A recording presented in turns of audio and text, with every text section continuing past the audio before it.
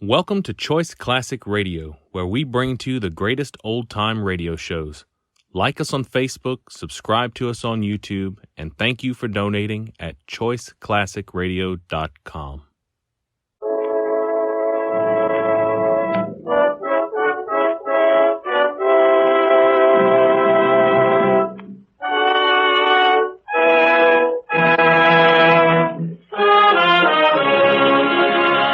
The makers of Campbell Soups present the Campbell Playhouse.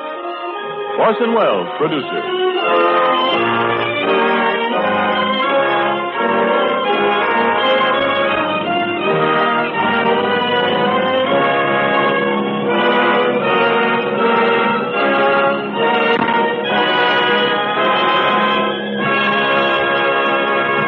Good evening. This is Orson Welles.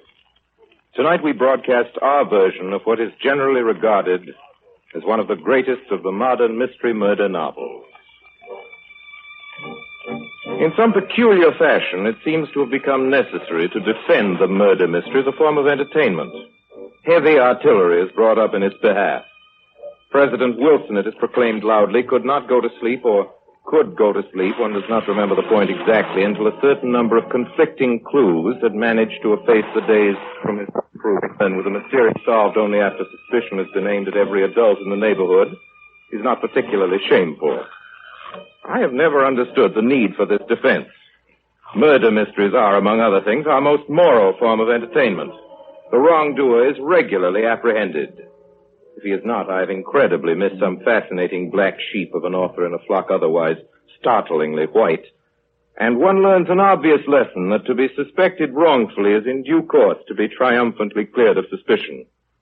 Life doesn't always proceed according to this admirable pattern. The apologists would do better to defend life, I sometimes think.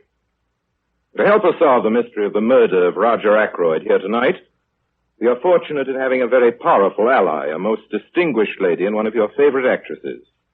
A lady in whose ears a nation's applause is still ringing for her latest brilliant success in Drums Along the Mohawk, Miss Edna May Oliver.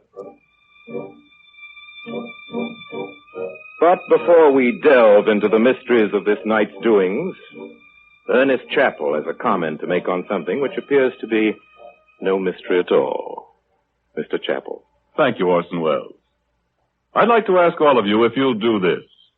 The next time you're out in the car driving along the highway, just note the great number of eating places that display as their main invitation to you the words chicken dinners. The reason, of course, is simply that the proprietors of these eating places know by long experience that to nearly all of us, one dish that is a symbol of good eating is chicken. Now, because chicken is a favorite dish with nearly everyone, it's really no mystery at all why Campbell's chicken soup continues to grow steadily in popularity. You see, in every drop of the glistening golden broth, there's the rich chicken flavor you like so much. Steeped in deep chicken flavor, too, is fluffy white rice in every fragrant plateful. And you'll also enjoy the pieces of melting tender chicken meat that Campbell's adds. Yes, here is chicken soup, deep and full and rich. And you'll appreciate that from your first brimming spoonful. If you've already enjoyed this homey old-fashioned chicken soup as Campbell's make it, won't you remember to have it again soon? And if you haven't yet tried it, won't you do so at dinner tomorrow night? Because I promise you, just as sure as you like chicken, you'll like Campbell's chicken soup. And now our Campbell Playhouse presentation of the murder of Roger Ackroyd with our guest of the evening, Edna May Oliver. And ladies and gentlemen, before we begin, I think you'd like to know that we have with us in the studio tonight, as a surprise visitor, none other than the celebrated Belgian detective, Mr. Hercule Poirot. Ladies and gentlemen, I bid you good evening. If we had time, which we have not, I'm sure nothing would please us more than to hear from Mr. Poirot. Unfortunately... Why unfortunately when we have here a microphone? But, Mr. Poirot, you don't understand. I understand only that since my arrival in your country some weeks ago, I observed that there is circulate an impression of my person which I must now publicly refute. I trust that the embarrassment of my presence here tonight in Mr. Wells' studio will ensure from him an honest and lifelike portrait. It has been said that I am a little man. Regard for yourself that this is not so. I have 5 feet 2 inches of high. My head is perhaps egg-shaped, and I carry it perhaps a little to one side, the left, but my eyes shine green when I am excited. Beyond this, my mustache are the largest in Europe, and my force is in my brain and not in my feet.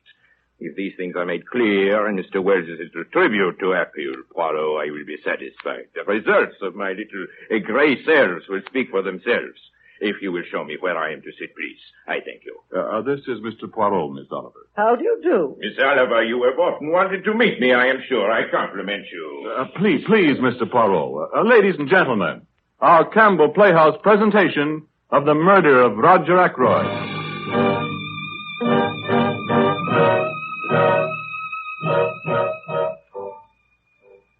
Well, let me to start with give you some idea of the little village of King's Abbot, of which I have so many years been the leading, I must admit, also the only physician and surgeon. My name, by the way, is Shepherd, James Shepherd. We have a large railway station, small post office, 2 rival general stores, very few able-bodied men, a staggering number of unmarried ladies, none of whom are getting any younger, and an amazing number of retired military officers, all of whom are getting older. In fact, the only newcomer for many months is next door to me, concerning whom little is known despite the earnest and tireless investigations carried on in respect to him by my sister Caroline. Caroline and her little group of earnest ferrets, or maiden ladies like herself, have been forced to content themselves with the simple fact of his nationality, which is alien, of his name, which is Poirot, the obvious fact that he putters around his garden all day growing cucumbers, and the suspicion, based chiefly on malicious deductions, he's a retired hairdresser. Let's see now. The main house of any importance, King's Abbot, is Fernley Hall, owned by Roger Ackroyd, who's always looked more like a country squire than any country squire could really look, but who's actually an immensely wealthy manufacturer of wagon wheels, nearly 50 years of age, rubric in the face and genial of manner, in general, the life and soul of our, this week, the peaceful village. The other house of any importance has been left to Mrs. Ferrars by her late husband. Mrs. Ferrars died on the night of the 16th of September, a little less than a week ago. It seems longer than that. I was sent over for 8 o'clock the morning of the 17th. There was nothing to be done. She'd been dead some hours. I turned to my home as soon as I decently could, looking forward happily to the warm breakfast I'd missed, and rather unhappily to the certainty of a relentless cross-examination by my sister Caroline. Is that you, James? What on earth are you doing out there in the hall? Just hanging up my overcoat, my dear. Oh, Mrs. Furrows died in her sleep, didn't she? Bacon is cold. How did you know? Out with the dawn securing information instead of warming the bacon, is that it? I suppose you're going to tell me she died of heart failure. Annie told me. The milkman told her. He had it from Ferrars' cook. Since you're bound to hear sooner or later, Caroline, from the greengrocer or the postman, I might as well tell you myself. She died of an overdose of sleeping medicine. She hadn't been sleeping well lately. Nonsense. She took it on purpose. Well, why on earth should Mrs. Ferrars wish to commit suicide? A widow, still fairly young, very well off, good health, nothing to do but enjoy life. And looking forward to marrying Roger Ackroyd. Don't forget to leave that out. That's an item of fact only in your local gossip circle. A fact's a fact. And there is such a thing as remorse, James, even if you're as wealthy as Mrs. Ferrars. Remorse? I have always been convinced she poisoned her husband, and I'm more than ever convinced of it now.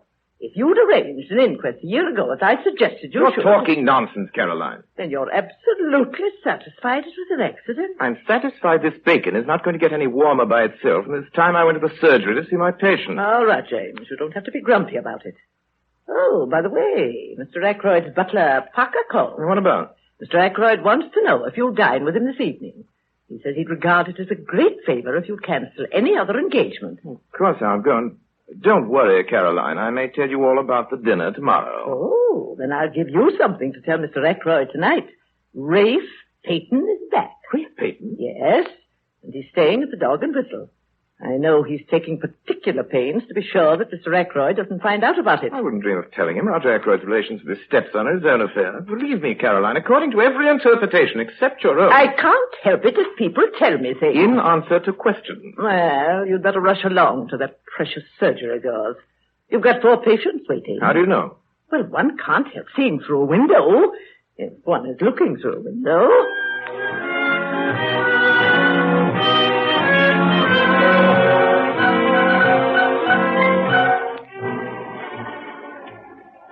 The distance from my house to Fernley Hall, Roger Ackroyd's home, is a little over 2 miles. I remember that evening as I walked that the subject of Caroline's latest piece of gossip kept returning to my mind. Rafe Peyton was in King's Abbot. Rafe Peyton, whom I'd known and liked since he was a child. Adopted by Ackroyd upon the death of his mother, he'd grown up to be a handsome but what our narrow little village regarded as a rather wild young man. There'd been many stormy scenes between his stepfather and himself before he finally left for London. According to Caroline, he was secretly engaged to Flora Ackroyd, Roger Ackroyd's niece, who with her mother was now living in Fernley Hall. According to Caroline, I say, and Caroline's information, I'm afraid, is always exact. However illegitimate her source may be. What's the trouble, Ackroyd? A bit under the weather? Yes, Doctor. I've had a little of that pain after food lately. You must give me some more of those tablets of yours. I thought as much, Ackroyd. I brought some up with me. In my bag in the hall. I'll get them. Oh, don't trouble. Make certain that window's closed, will you, Shepard? Of course. Well, that one's open. Oh, put the latch across, will you? All right. I think what's really bothering you, Ackroyd. The door's closed, isn't it? Yes. Shepard, nobody knows what I've gone through in the last 24 hours. What's the trouble? You're an old friend, Doctor. My oldest friend, perhaps. You attended Ashley Ferrers in his last illness, didn't you? Yes, I did. Did it ever enter your mind that he might have been poisoned? Well, frankly, Ackroyd, I don't think I should. He was poisoned. By whom? His wife. She told me so herself yesterday. Yesterday? You mean a few hours before she died, she told you? Yes. Some weeks ago, I asked Mrs. Ferrers to marry me. She refused. Last week, I asked her again, and she consented. Yesterday, I called upon her. I noticed that she'd been very strange in her manner for some days. Now, without the least warning, she broke down completely. She told me everything. Her hatred of her swine of a husband, her growing love for me, and then, a year ago, the dreadful means she had taken to free herself. It was poison, Shepard. Murder in cold blood. Murder? Are you sure, Ackroyd? That wasn't all. It seems there's one person who's known all along what she did, who's been blackmailing her for huge sums. It was the strain of that that drove her nearly mad. Who's the man? She wouldn't tell me his name. Have you any suspicion? I don't dare have a suspicion. Something she said made me think that the person in question might actually be a member of my household. But that can't be so. I won't let it be so. I must have misunderstood her. What'd you say to her? What could I say? She made me that promise to do nothing for 24 hours, and she refused to give me the name of the scoundrel who'd been blackmailing her. I never dreamt she'd kill herself. Shepard, will you hand me that letter on the table there, in the blue envelope? This one? Thanks. It's from her. It arrived during dinner. She must have written it just before she... You think she wrote you the little bit she didn't tell you, is that it? Name of the man? Yes, I think so. I've got to open it, and yet I'm afraid... What's that? What? I thought the latch of the door gave a bit. Yes? I'll see if there's anyone there. No one. Nerves, I expect. Are you sure you shut the window? Yeah, it's closed. Well, I'll read it. If I read it to you, it won't seem so bad. I won't be facing it alone, no matter what the name. My dear, my very dear Roger, a life calls for a life. I see that. I saw it in your face this afternoon, so I'm taking the only road open to me. I leave to you the punishment of the person who made my life a hell on earth for the last year. I would not tell you the name this afternoon, but I propose to write it to you now, dear Roger, now that I have nothing more to fear. Will you forgive me, Shepard, but I see I must read this alone. It was meant for my eyes, and my eyes alone. Do you think that's wise, Roger? I'd rather wait. Well, if you insist on not letting me help you. If you must put it that way, yes, my dear friend, I do insist. I'm sorry.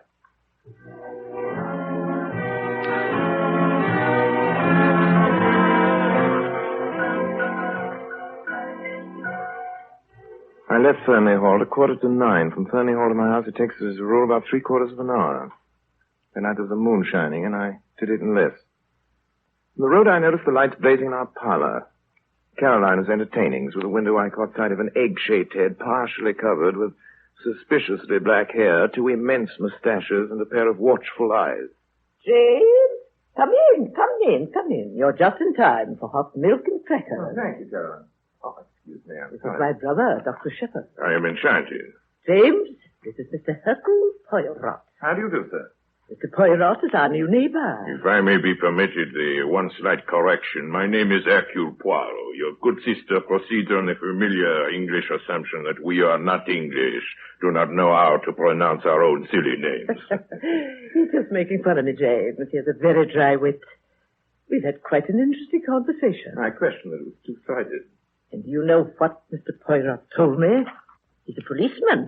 Pardon, mademoiselle. Not yet. I see. Do you appreciate Hercule Poirot? His true worth. The name Poirot, mademoiselle, is known today in every continent, every land, nay, in every city of the world.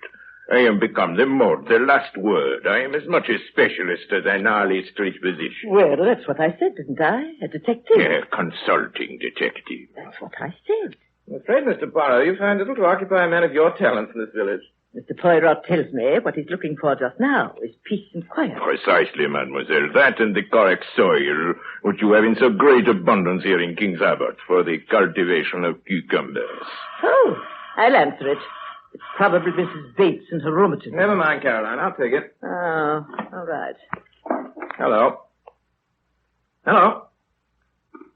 What? What's that? Certainly, of course. Of course I will at once. What is it? It's Parker, the butler, calling from Fernley. Just found Roger Ackroyd. Murdered.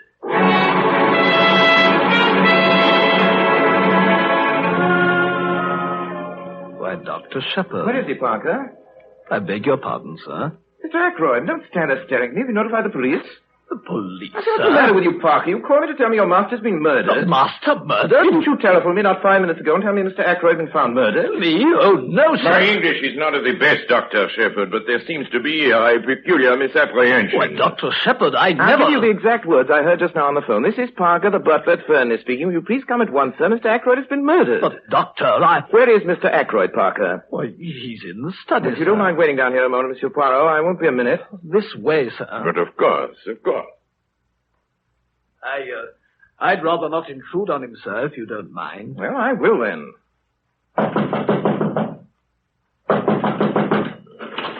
Door's locked. Mr. Ackroyd must have locked himself in and possibly just dropped off to sleep, sir. Ackroyd! Ackroyd! Look here, Parker. I'm to break this door in, or rather we are. But, Dr. Shepard... I'll take the responsibility. Oh, if you say so, sir. All right, here we go. Together now. 1, 2, 3.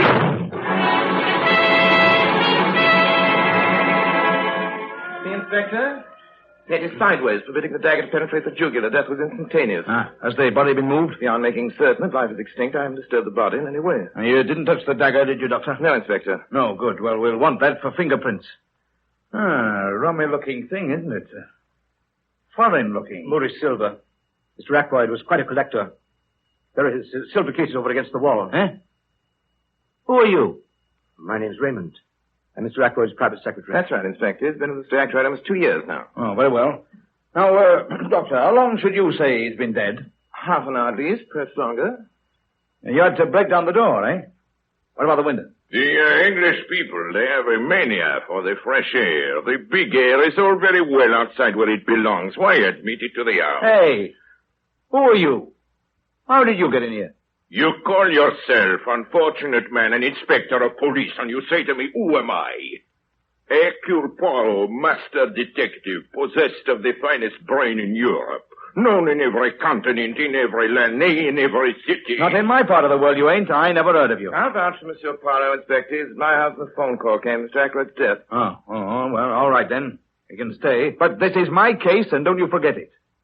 Now then, when was Mr. Ackroyd last seen alive? Well, probably by me. I left, let me see, a little before 9. Mr. Ackroyd was certainly alive at 9:30. I heard him in here talking. Who to, Mr. Raymond? I don't know. I just heard his voice.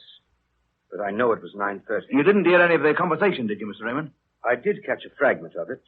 It did strike me as a trifle odd. Remember, please, the words exact. It is very important. Not sure that I can. The words exact. Wait a minute, Mr. Parrott. Who's conducting this case? You or me? Now then, Mr. Raymond, what was these words you heard Mr. Ackroyd say at 9:30? Well, come on. I'd swear under oath the exact words were, The calls on my purse have been so frequent of late that I find it impossible to accede to your request. Thank you, Mr. Raymond, very much. I beg pardon, Inspector. Well, what is it, Parker? I just remembered. Miss Flora saw Mr. Ackroyd later than 9:30, about 9:45. She was just coming out of this room. You mean she was just closing the study door? No, sir. She'd already closed the door when I saw her. She told me Mr. Ackroyd was not to be disturbed again tonight. Where's Miss Flora? Upstairs in her room. Shall I ask her to come down? No. I'll go up. One moment, if I might be so humble, Monsieur Inspector. Could I ask our friend Parker for a little information? Well, what is it? Thank you for your so gracious permission, Inspector. Tell me, Parker, is this room exactly as it was when you entered it with Dr. Shepard? Well, to tell you the truth, sir, I felt myself that this chair here was drawn out a little more. It has been puzzling. The grandfather chair between the door and the window. That's right, sir. That's very curious. No one would want to sit in a chair in such a position. What are you talking about? When a man wants to sit, he sits, don't he? Who pushed it back in place, I wonder? Did you, Parker? No, sir. I was too upset at seeing the master and all. It isn't important, is it, sir? It is completely unimportant. That's why it is so interesting.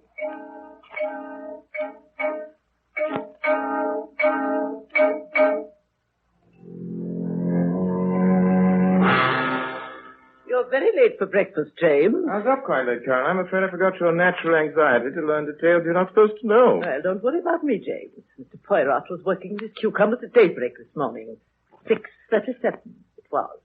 And I've been with him ever since. Good. Perhaps you have some information for me, Caroline. Perhaps I have. Or are you going to pretend you know what suddenly occurred to Mr. Poirot in the night? So that he couldn't sleep for an hour or two after he got home? Inasmuch as I haven't seen our friend since he went to bed. Well, I don't feel very much like telling you either. If I didn't know that he'd tell you himself, I don't think I would. Well, he was worrying about the prints of some shoes outside the window. The way the rubber studs were worn down, he says, should mean something to him. But he doesn't know what. Did you explain it to him, Caroline? Hasn't the cook been of any help to you, or the milkman, or the Ladies' Aid Society? You needn't always be facetious, James. Isn't the bacon needn't always be cold, I dare say, but it is, and so am I. But not cold, but facetious. James, you know what Mr. Poirot said? He said I had the makings of a born detective in me. He particularly admires my wonderful instinct into human nature. And he told me a lot about the little grey cells of the brain. He says his are of the first quality, slightly above that, in fact. I'm sure they are. He thinks you're very intelligent, too. Good morning, good shepherd. Good morning. Good morning, Mr. Poirot. A beautiful morning, is it not? See, how is this for a cucumber? Beautiful, now, my friend, it is yours. I give it you. Altogether, my good shepherd, I have a wonderful morning. Everywhere I learn things new and wonderful things. And all the time the grey cells of Hercule Poirot, they are working. Miss Caroline, she tells me so much about this Ray Peyton. This morning I go to the hotel. It's what you call it. The Dog and Whistle. Thank you, Miss Caroline. And I think I will talk myself to Ray Peyton. Then they tell me at the Dog and Whistle that was here last night another gentleman asking for Mr. Peyton. Why, James, I certainly think you might have told... No, Caroline, I thought someone ought to inform Ray of his uncle's death.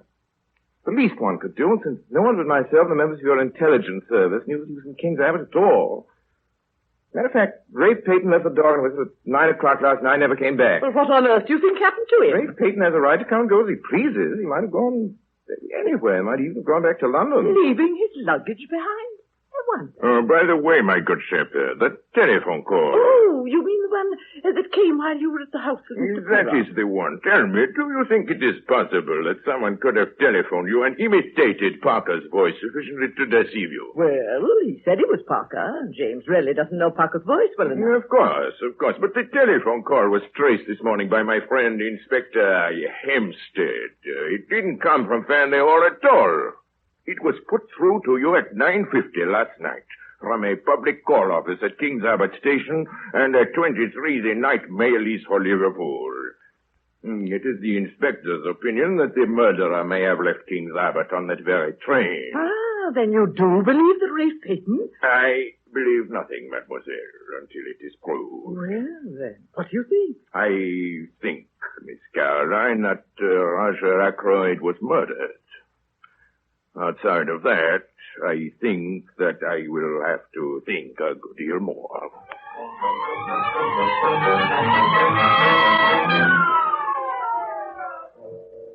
Oh, it's an outrage. That's what it is. A little man, not even an Englishman, a foreigner with moustaches, comes into this home, a British home, a house of mourning, unsolicited, unwelcome. Oh, Mother, do be quiet. Flora, I will not.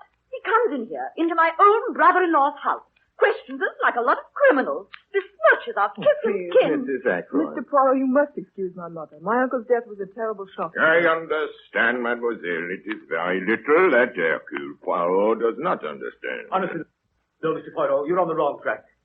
Rafe Peyton has nothing to do with this crime. The mere fact that he was hard-pressed for money... Was he hard-pressed for money, Mr. Mr. Raymond? Raymond, now you've made it seem as though... Miss Ackroyd, I'm merely telling the truth.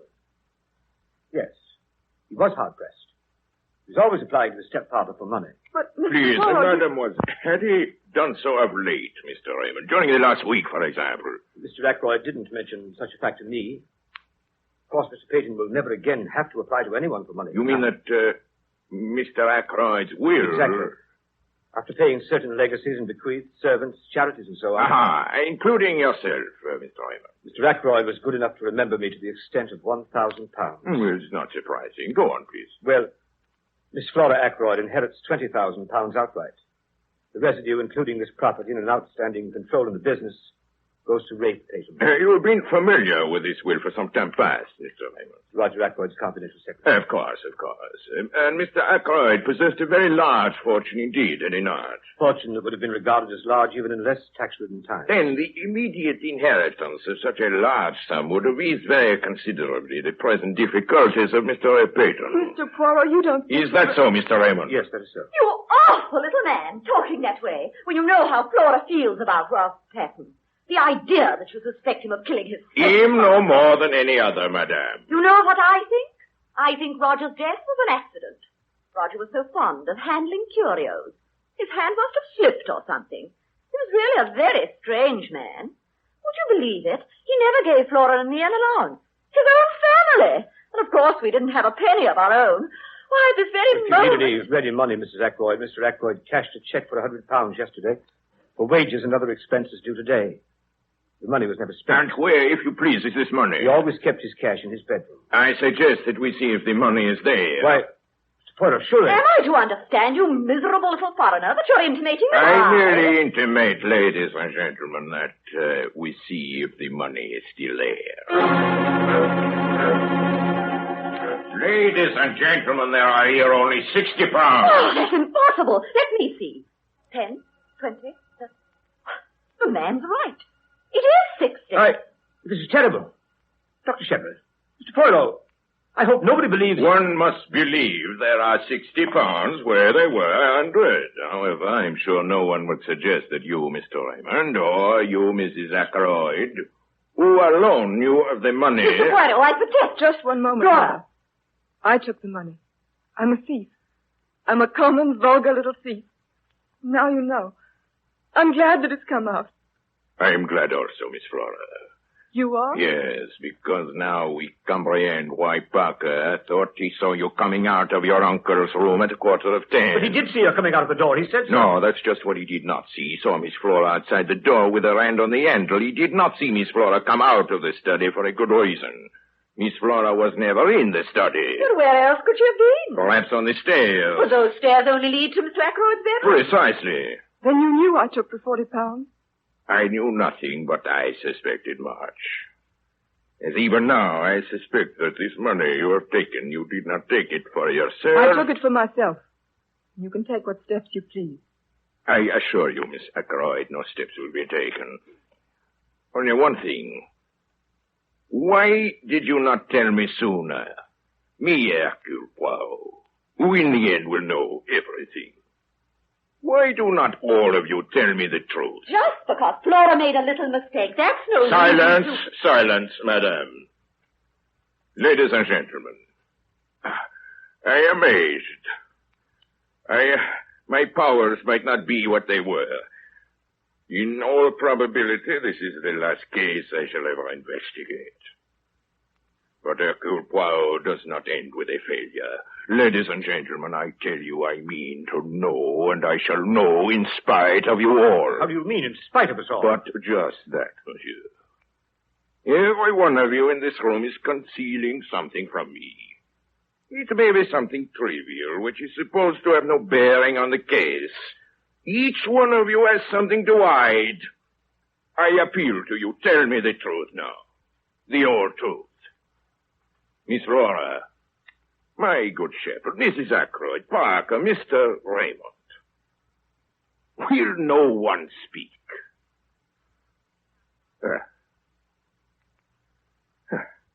It is a pity.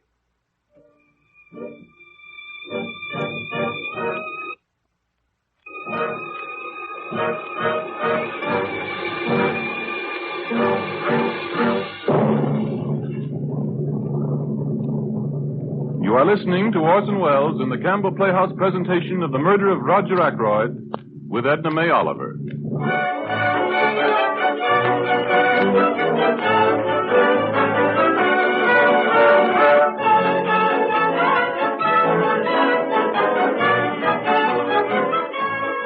This is the Columbia Broadcasting System.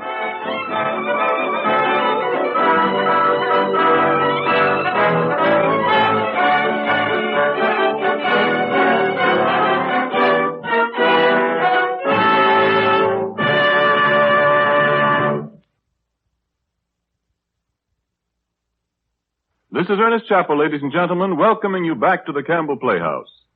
In a moment, we shall resume our presentation of The Murder of Roger Ackroyd. Meantime, I'd like to call your attention to this interesting fact. Authorities tell us the young people of today are healthier than the youth of any previous generation.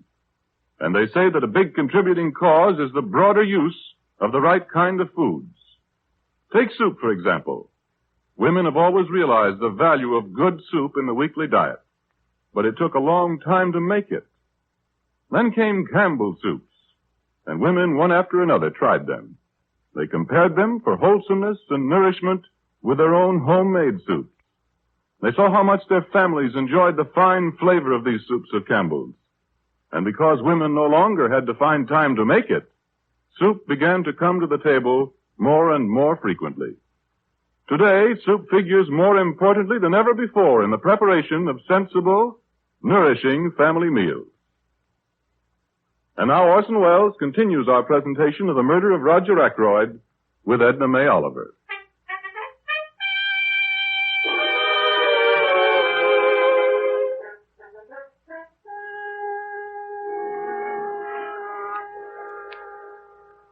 I am a village surgeon, and Hercule Poirot is a distinguished Belgian detective, so it was scarcely for me to tell him I thought he was wasting his time.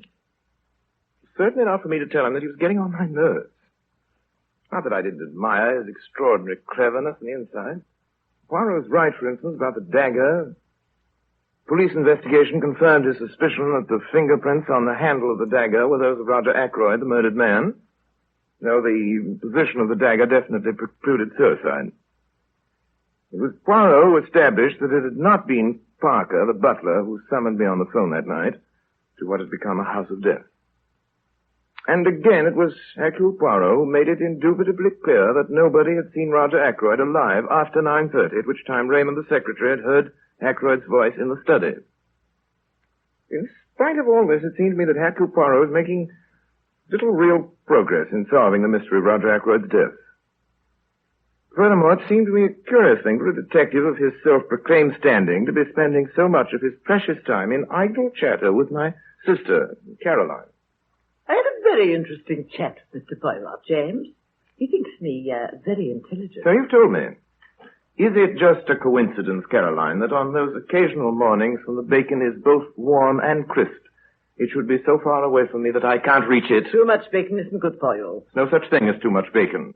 And I'll be the judge of what's good for me. I rather fancy that at least is something I know best, Caroline. You know so many things, James. You're so self-complacent. That's why it's difficult to talk to you. That's why you get the idea that people are trying to pump you. Some more bacon, please. Poirot says I'd make an excellent detective. Did he? We had a very interesting chat. I wonder if Monsieur Poirot found it interesting. He said I was more valuable than anyone he's met here. He told me a lot about his life, too. About a mad nephew of his. You know that Prince Paul of Mauritania, the one who just married the dancer? Well, I do not know her. You do not know her, and I do not care to hear about her or about his mad nephew either. Did he ask you any questions, Caroline? No questions. We just chatted and chatted. More bacon, please. I have a little theory of my own, James. Mr. Poirot didn't ask me, but he might have. Whom do you suspect? I don't suspect anybody. I know. Parker was here in your surgery the morning of the murder. That place is full of poison. He's sure to have taken some. As a matter of fact, that's been my theory right along. Roger Ackroyd was poisoned in his food that night. Nonsense, he was stabbed in the neck. You know that as well as I do. After death, to make a false clue. I examined the body, and I know what I'm talking about. That wound wasn't inflicted after death. It was the cause of death. And don't look so omniscient. Next you'll be telling me you know more about medicine than I do. Perhaps you think you could take over my practice. Oh, don't be ridiculous. You know I haven't a license.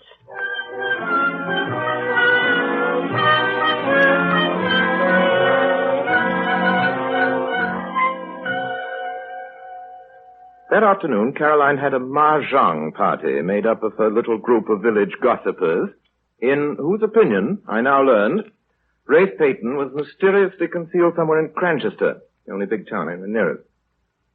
Of course, that was true. Miss Gannett's maid, it seems, had contributed the additional information that while taking a walk that afternoon on Cranchester Road, she'd seen Monsieur Poirot in a large black car coming from that direction. After that, I was not surprised to learn that Monsieur Poirot had been invited to my house for dinner. Caroline believes, whenever possible, in getting her information directly from headquarters.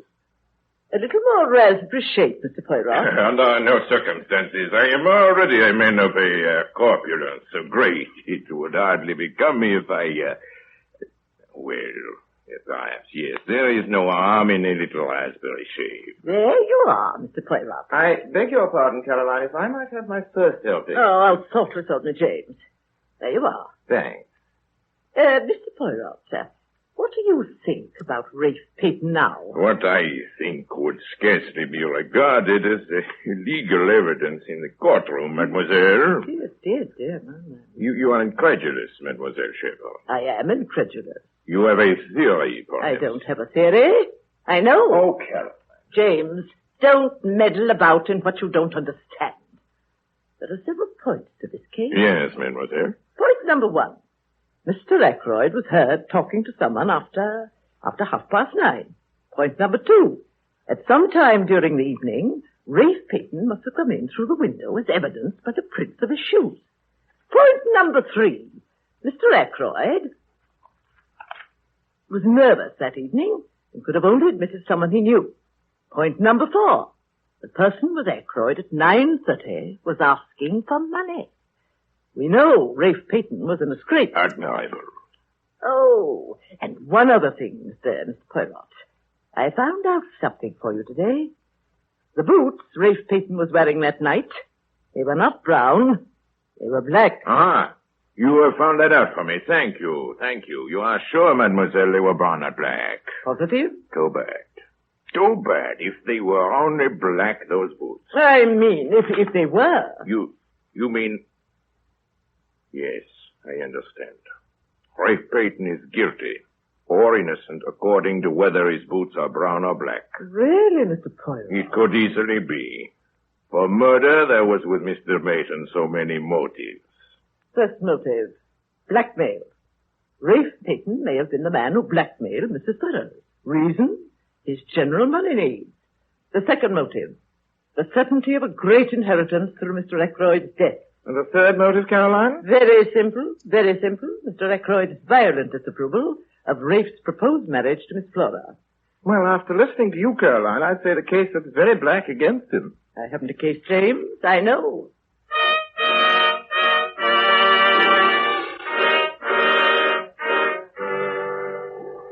Late that afternoon, Monsieur Poirot called on me to ask if I could arrange a little conference room at his home that night.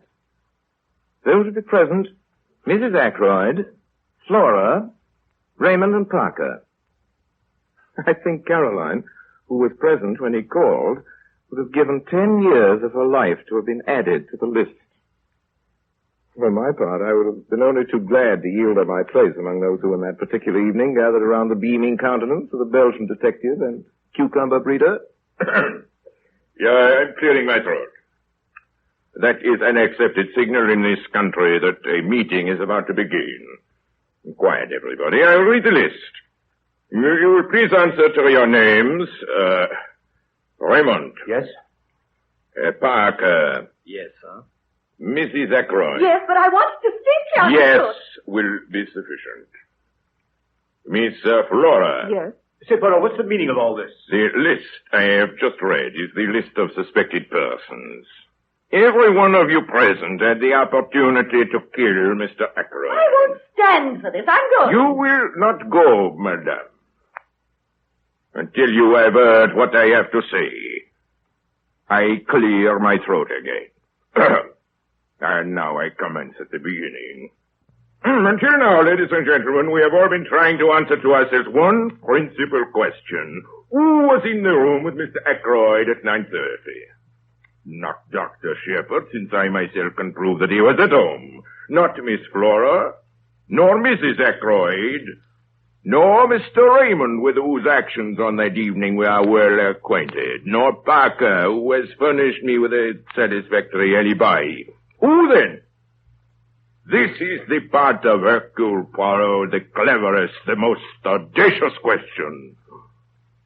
Was anyone with him? Are you trying to make me out a liar, Mr. Poirot? I tell you, I distinctly heard voices. I distinctly heard the words that Mr. Ackroyd was speaking. Mr. Raymond, the words that Mr. Ackroyd said. The calls on my purse have been so frequent of late that I believe it is impossible for me to accede to your request. Does nothing strike you as odd about them? Their style, for example. No, he frequently dictated letters to me using exactly the same style. That is precisely what I seek to arrive at. Would any man use such a phrase in talking to another, huh? I think not. My friends, you have all forgotten one thing. The stranger who called at the house in the proceeding weekend, the firm he represented. You remember, Mr. Raymond? Dictaphone company. A dictaphone, that's what you think. Mr. Ackroyd had promised to invest in a dictaphone, you remember. Me, I had the curiosity to inquire of the company in question. Their reply, Mr. Raymond, was that Mr. Ackroyd did purchase a dictaphone from their representative. Why he concealed the matter from you, his confidential secretary, I do not know. Must have meant to surprise me with it. He had quite a childish love of surprising people. Oh, there's only one man who could have done it. You mean Rafe Payton? Mother! Oh, let's face it. If he's innocent, he should be able to prove it. If he isn't... If only he'd come forward. That is your advice, Mr. Raymond? That he should come forward? Certainly. Do you know where he is? Me? I know everything. Remember that. The truth of the telephone call, of the footprints on the window sill, of the hiding place of Rafe Payton. Where is he? Not very far away. Where? In Cranchester? Where? No. He is not in Cranchester. He is here, in the doorway of this room. Rafe! But Mr. Payton. Flora, my darling. Have I not told you all at least 36 times that it was useless to conceal things from Hercule Poirot? That always I discover the little secret. It is my business. From Dr. Shepherd's sister Caroline, ladies and gentlemen, I learned that the doctor and Rafe Payton, they are old friends. Dr. Shepherd knows that things look very black against his friend Payton. He tells him the old story. Yes, he did. He explained to me how suspicion was bound to fall on me, and I had no real alibi. And with the best of intentions, people sometimes make errors. That's why Dr. Shepherd consented to do what he could to help Mr. Payton. He was successful in hiding him from the police. Where? In his own house? No, indeed, Mr. Raymond. You should ask yourself the question that I, Hercule Poirot, did. If the good doctor is concealing the young man, what place would he choose? It must necessarily be somewhere near at hand. I think of Cranchester, a hotel. No. Lodgings, even more emphatically, no. Where then? I have it. A nursing home. I make inquiries. Yes, at one of them, a patient was brought there by the doctor himself early on Saturday morning. That patient, I had no difficulty in identifying him as Rafe Payton. He arrived at my house yesterday, and now, ladies and gentlemen, we come to the point of this evening's meeting. Rafe Payton says he is innocent of the killing of Roger Ackroyd. Oh, I am. I swear by heaven I am. Please, Mr. Payton, please. You have just heard Mr. Payton declare he is innocent. Yet he has 3 motives for the murder and no alibi. Well, I certainly don't see how you can sit there. I am possessing the floor, Mrs. Ackroyd. Listen carefully, everybody. To save Mr. Payton, the real criminal must confess. I speak to you, Hercule Poirot. I know that the murder of Mr. Ackroyd is in this room now, at this table. Tonight! Tomorrow in the morning, the truth goes to the police. You mean you know who? Yes. At the moment, I know. I alone. For the murder of Roger Ackroyd, there is only one way out. And that way does not lead to freedom. And it is to the murderer now that I speak. This is a matter of life and death. And I, Hercule Poirot, am not joking. Good night.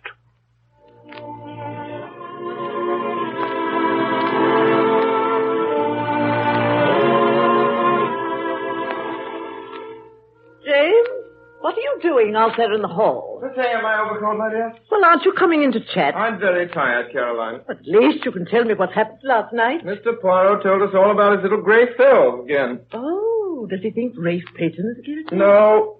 Well, he's crazy. You can go over and tell him so in the morning. Good night, Caroline.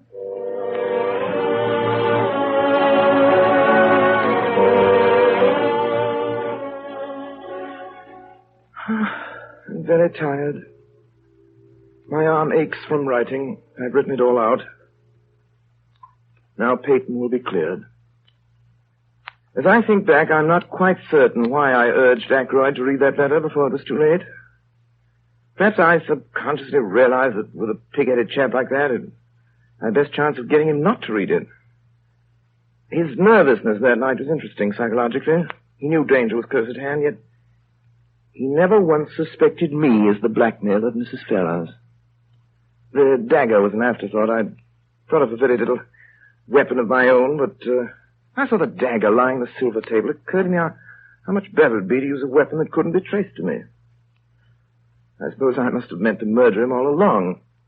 As soon as I'd heard of Mrs. Ferrars' death, I felt convinced that she'd have told him everything before she died. So I went home and took my precautions. The dictaphone he had given me 2 days before to adjust. Something gone a little wrong with it, and I persuaded Ackroyd to let me have a go at it instead of sending it back. I did what I wanted to it. Took it up with me in my bag. Studied that evening. When it was all over, I looked around the room for a door. Quite satisfied. Nothing had been left undone. The dictaphone was on the table by the window. Time to go off at 9:30. The mechanism of that little device was rather clever, based on the principle of alarm clock, and the armchair was pulled out so as to hide it from the door. I never dreamed that Parker would notice that chair. Certainly would not have remembered Poirot hadn't asked him. Having the American sailor with a toothache call me from King's Abbot that night was a stroke of genius. There's no way for anyone listening to have told that it was not Parker. I still don't know how Poirot thought that one out. My only regret is about Caroline, and yet I feel I can trust Poirot. She'll never know the truth, and I'm glad of that. I shouldn't like her to know she's fond of me, and then, too, she's proud. I guess it'll be a grief to her, but grief passes. When I finished writing, I shall enclose this whole manuscript in an envelope, address it to Poirot. And now, because I'm tired, take some sleeping powders. Because I'm very tired, I will take more sleeping powders than I should. More than anybody should. I suppose I ought to feel sorry. I am sorry. Sorry that Hercule Poirot ever came to King's Abbot to grow his cucumbers.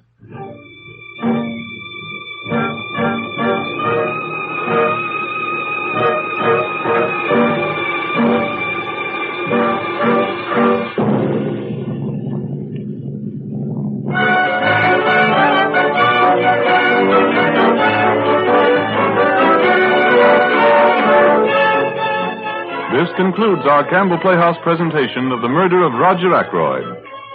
In just a moment, Orson Welles will return to the microphone with our guest of the evening, Edna May Oliver. Meanwhile, I'd like to take just time enough to say this to every woman listening. We at Campbell's know good cooking, and so, of course, do you. Speaking, therefore, as one good cook to another, we'd like you to try our chicken soup. Try it, if you will, in the same friendly yet critical way you'd sample a neighbor's good dish or send in one of your own for her to try. And if you'll do that, I know you'll find this soup deep and full and rich in chicken flavor from the first spoonful to the last delicious drop. Indeed, I promise you, just as sure as you like chicken, you like Campbell's chicken soup. And now here is Orson Welles with Edna May Oliver. Never mind, Orson Welles. What about me, Hercule Poirot? Miss Oliver, have I not the little gray cells?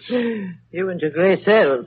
If you ask me, I think Rafe Peyton committed the murder. After listening to my explanation so careful? Especially after listening to your exclamation so careful. Now, in the days when I was a detective... Scotland Yard? No, RKO. You and your one little murder. Why, when I was a detective, no sooner did I establish the identity of the murderer than he was murdered. And I had to start all over again. It is well for you, Miss Oliver, to belittle the genius of Hercule Poirot. But remember this. Hercule Poirot always laughs last. Attend. I laugh last. Ha, ha, ha. I accept that as a laugh. Go on. I have observed the proceedings here in the studio, and I have detected a circumstance which has indubitably escaped you are untrained to watch for such things. Almost it had escaped me myself.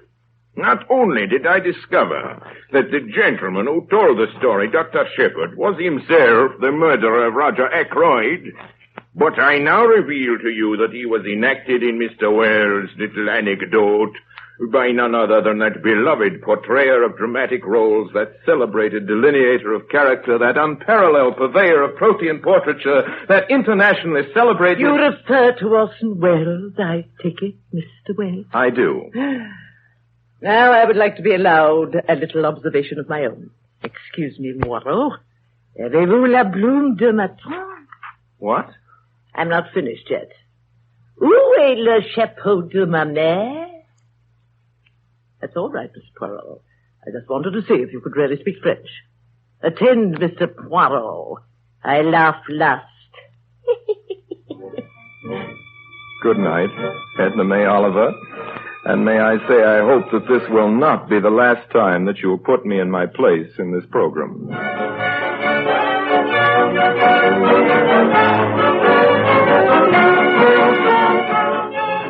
In tonight's Campbell Playhouse production of The Murder of Roger Ackroyd, the role of Caroline Shepard was played by Edna May Oliver. The part of Roger Ackroyd was played by Alan Napier, Mrs. Ackroyd by Brenda Forbes, and Flora Ackroyd by Mary Taylor. George Coulouris was heard as Inspector Hempstead, Ray Collins as Mr. Raymond, and Everett Sloan as Parker the butler. Dr. James Shepard, who committed the murder, was played by Orson Welles, and Hercule Poirot, who arrested Dr. Shepard, was played by Orson Welles. The music for tonight's production, with the exception of the Noel Coward melodies, was composed and, of course, conducted by Bernard Herrmann. And now, Mr. Welles, I see we have just a moment. Can we have a word about next week's story? Next week, ladies and gentlemen, it will be our proud pleasure to give you The Garden of Allah, starring Claudette Colbert. The Robert Hitchens masterpiece, both as a book and a play, has engaged the affections of the peoples of the world for 35 years with its ageless story of a great love and a greater renunciation. If Miss Colbert is listening in, I want her to know how eagerly we're all looking forward to the privilege of having her with us in the Campbell Playhouse. No other actress that I know is more ideally suited than Miss Colbert for the part of Dominique, the English girl who found in the great Sahara Desert the love that gave the final meaning to her life. And so until then, till next Sunday in Claudette Colbert in the Garden of Allah, my sponsors, the makers of Campbell Soups, and all of us here in the Campbell Playhouse remain obediently yours.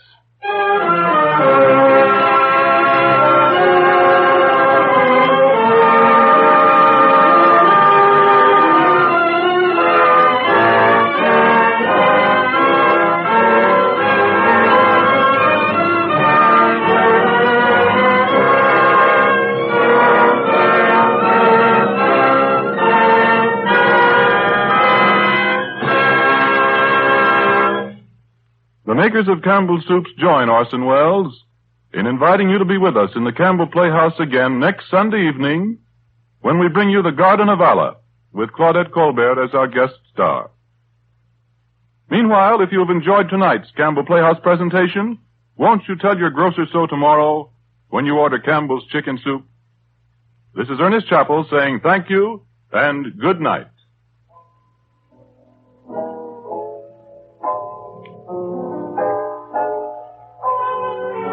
This is the Columbia Broadcasting System.